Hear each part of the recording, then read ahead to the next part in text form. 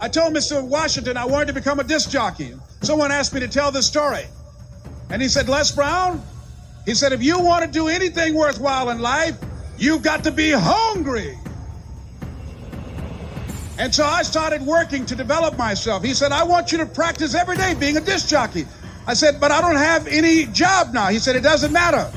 He said that it's better to be prepared for an opportunity and not have one than to have an opportunity and not be prepared. So every day I was working to develop myself. And that's what you must do.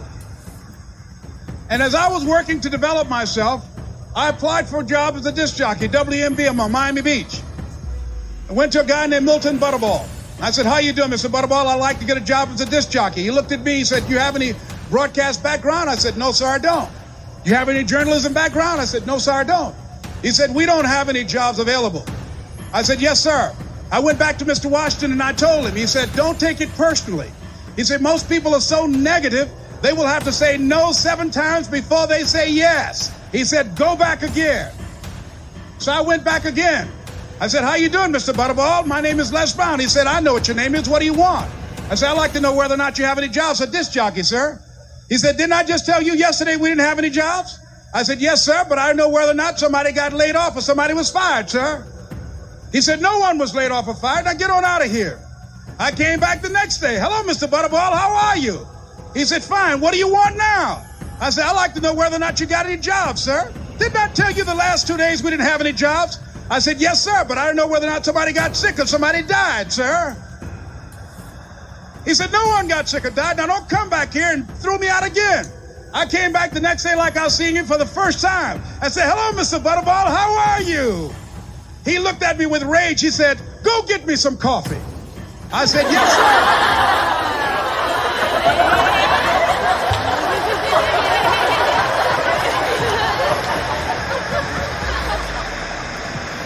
And I went to get him some coffee. After a while, I would give their lunch and dinner, and I would go in the control rooms and take the disc jockeys their food, and I would not leave until they would ask me to leave. Then they started trusting me to pick up entertainers that came to town. Entertainers like the Four Tops and the Temptations and Diana Ross and the Supremes.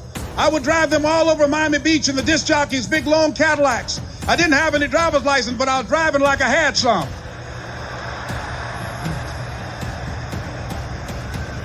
And one day, one Saturday afternoon, while I was at the radio station, a guy named Rock was drinking while he was on the air. I was the only one there, looking at him through the control room windows, walking back and forth, young, ready, and hungry. I was saying, drink, Rock, drink. Drink, Rock. I'd have gone to get him some more if he'd asked me to. Pretty soon the phone rang and it was the general manager. And I answered the phone. I said, hello? He said, Les, this is Mr. Klein. I said, I know.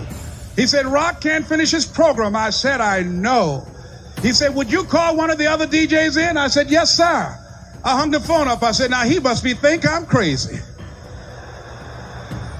I called my mom and my girlfriend, Cassandra. I said, y'all turn up the radio and come out on the front porch. I'm about to come on the air.